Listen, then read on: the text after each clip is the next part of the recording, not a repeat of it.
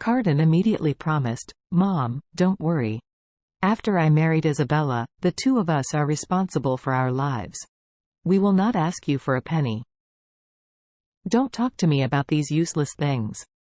Shu Licken gritted her teeth and said, "Your father and I have never been short of money since we were young, so you don't know how it feels like a penny to stump a hero. If you two really rely on yourself, you will starve to death sooner or later."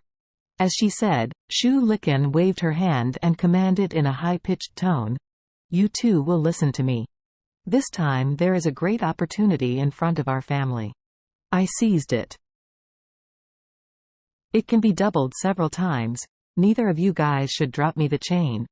The father and son both asked in surprise, "What great opportunity?" Shu Licken immediately told the father and son about Mr. Shui's family. When Sun Dewang heard this, he suddenly said with a little embarrassment, "Licken, don't you let your son be the pickup man? If that black child is born in the future, where will my old man's face be put?" Shu Licken asked back, "Sun Dewang, you have worked hard for most of your life. Didn't you make 30 or 40 million? As long as your family has no objection, our family can get 50 million cash in one day. You two listen to me. It's cash." Sun Dewang's expression suddenly became tangled and struggling. It is true that it is really embarrassing to let his son be the receiver, but compared to 50 million, face is really not that important. Shu Licken said while the iron was hot again, "Sun Dewang, don't forget." Mr. Shui agreed. "After our two families are married, they will allocate most of the flour resources to our house. At that time, our flour mill won't have to double the income. Now it earns several million a year. Maybe it will earn tens of millions a year. If you count the gift, 1 year later, our family's assets exceeded 100 million.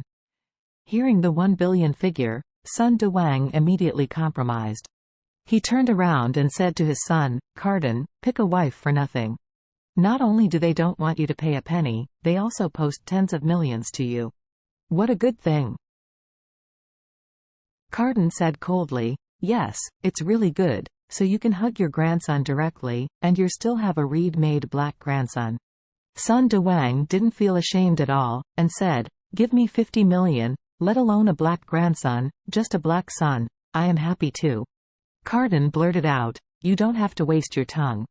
I will never agree to this matter."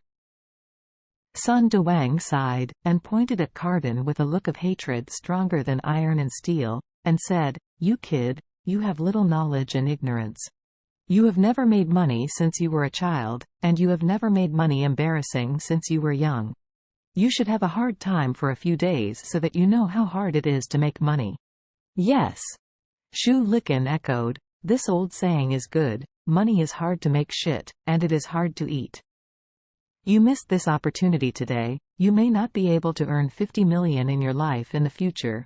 You will regret it at that time. Yes. Don't blame being a mother. I didn't remind you today."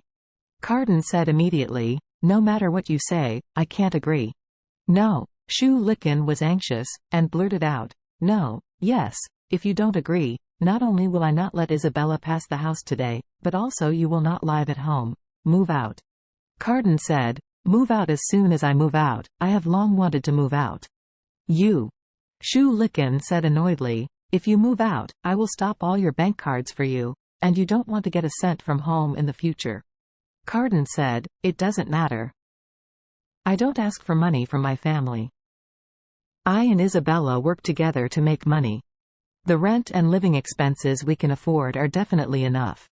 After all, Carden threw the bridegroom's corsage on the ground, and said, "I won't end this marriage. From now on, I will make money with Isabella and serve wine by ourselves." Then he ignored his parents, strode towards Isabella, took her hand, and said, "Isabella, we will not have this banquet today.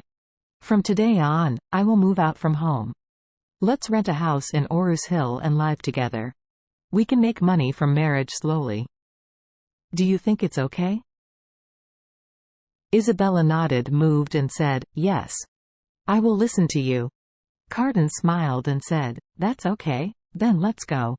After finishing speaking, he looked at Claire and Charlie again, blurted out, "To you two, I am really sorry today. When I and Isabella have a banquet by ourselves, I will definitely invite you both." Claire smiled and said, "Then I and Charlie can just wait." She also felt that Carden should sever contact with such a wonderful family. His family was not friendly and would not let him marry Isabella, so he could simply take Isabella out to work hard. Charlie also admired Carden's approach, and said with a faint smile, "When you two have a wine next time, I will give you the wedding car." Carden immediately bowed to him and blurted out, "Thank you so much." At this time, Shu Licken stepped over and said angrily, "Carden, if you dare to go with this woman today, then your father and I will cut off our relationship with you. Don't regret it." What Shu Licken thinks is that in any case, they must promote the marriage with Mr. Shui's daughter. This once-in-a-lifetime opportunity must not be missed.